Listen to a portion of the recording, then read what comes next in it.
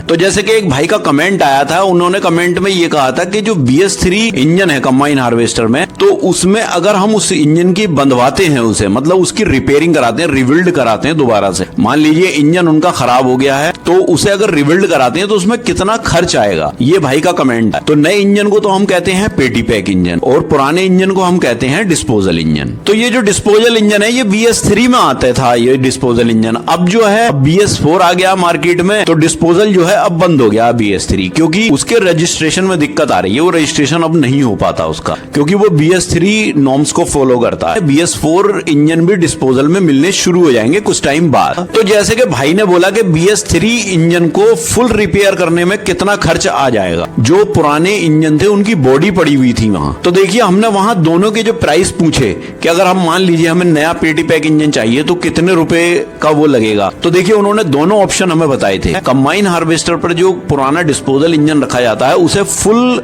Rebuild किया जाता है, बस खाली बॉडी पुरानी होती है, और अगर आपके इंजन में कोई चीजें सही निकल आई तो फिर हो सकता और भी कम हो जाए। क्योंकि जैसे मान लीजिए क्रैंक शाफ्ट वगैरह है, अगर आपकी सही निकल आती है तो फिर कोई दिक्कत नहीं है, आपका तो फिर और भी कम खर्च हो जाएगा। दोस्तों आप देख रहे हैं मेरा YouTube चैनल ऑलराउंडर रामपुरी। तो अपने इस चैनल पर मैं कुछ जेन्युइन और इंफॉर्मेटिव वीडियोस डालता हूं जो कंबाइन हार्वेस्टर, कार, ट्रैक्टर और मोटरसाइकिल से रिलेटेड होती हैं। तो फ्रेंड्स अगर आपको मेरी वीडियो पसंद आती हैं तो चैनल को सब्सक्राइब कर देना। आइए वीडियो शुरू करते हैं।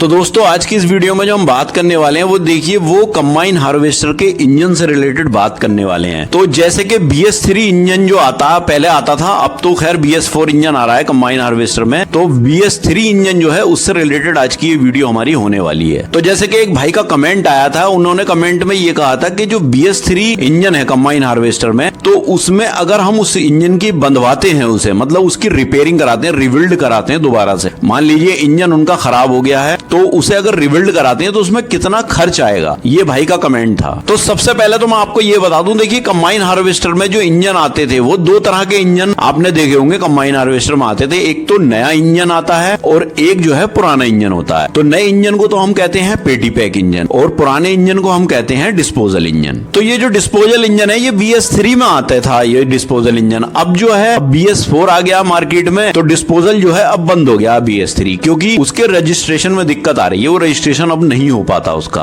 क्योंकि वो BS3 नॉर्म्स को फॉलो करता है। तो इसलिए जो है वो इंजन तो अब बंद हो गया, क्योंकि अब जो रजिस्ट्रेशन है वो BS4 का ही होगा, BS3 का रजिस्ट्रेशन नहीं होगा। तो देखिए ये जो BS4 इंजन है ये भी कुछ दिन में जो है डिस्पोजल आना शुरू हो जाएगा। ऐसी कोई बात नहीं है कि BS3 डिस्पोजल आता था BS4 नहीं मिलेगा, तो ऐसा नहीं है। BS4 इंजन भी डिस्पोजल में मिलने शुरू हो जाएंगे कुछ टाइम बाद। वो कैसे होंगे, क्योंकि देखिए अभी जो BS4 आया है, तो BS4 अभी नया लॉन्च हुआ है, तो क्या है कि वो अभी पुराना नहीं है। जब पुराना नहीं है तो वो अभी नया ही कंपनी से आ रहा है, तो फिर मजबूरी है कंबाइन हार्वेस्टर कंपनी जो है वो नया इंजन ही BS4 रख रही है हर कंबाइन हार्वेस्टर पर। लेकिन धीरे धीरे क्या होगा कि जैसे जैसे टाइम बीतेगा तो ये BS4 इंजन पुराने होंगे, जैसे ट्रक वगैरह में आते हैं या कुछ है, तो ये वहां पर जब ट्रक में ये पुराने हो जाएंगे तो क्या होगा कि उस पर से पुराने उतर के कंबाइन हार्वेस्टर पर रखने शुरू हो जाएंगे। तो फिर ये डिस्पोजल में भी आने शुरू हो जाएंगे, क्योंकि जब पुराना हो जाएगा इंजन तो फिर क्या है कंबाइन हार्वेस्टर कंपनी से जैसे BS3 का डिस्पोजल लेती थी ऐसे ही लेके और उसे नया रिबिल्ड करके और फिर कंबाइन हार्वेस्टर पे उसे रख देंगी, तो वो डिस्पोजल में आना शुरू हो जाएगा और उसके रजिस्ट्रेशन में भी कोई दिक्कत नहीं आएगी, क्योंकि वो नॉर्म्स को जो फॉलो करेगा वो BS4 को ही करेगा। बस क्या है कि इंजन पुराना होगा, अभी तो इंजन फिलहाल पुराना नहीं है, तो फिर BS4 नया ही रखा जाएगा। तो जैसे कि भाई ने बोला कि BS3 इंजन को फुल रिपेयर करने में कितना खर्च आ जाएगा, तो देखिए इसमें बुरा मानने वाली कोई बात नहीं है। भाई भी देख रहे होंगे वीडियो, तो इसमें कोई बुरा मानने वाली बात नहीं है। देखिए पहली बात तो मैं ये बता दूं कि मैं कोई मैकेनिक तो हूं नहीं जो बिल्कुल एग्जैक्ट आपको बता दूंगा कि हाँ इतने रुपए आपके खर्च हो जाएंगे, लेकिन फिर भी भाई ने कुछ सोच समझकर ही कमेंट किया होगा, तो उन्हें कोई उम्मीद होगी कि ये कुछ बता सकें। तो फिर भी मैं भाई की वजह से जो है एक लमसम आइडिया जो है बता दूंगा इस वीडियो में कि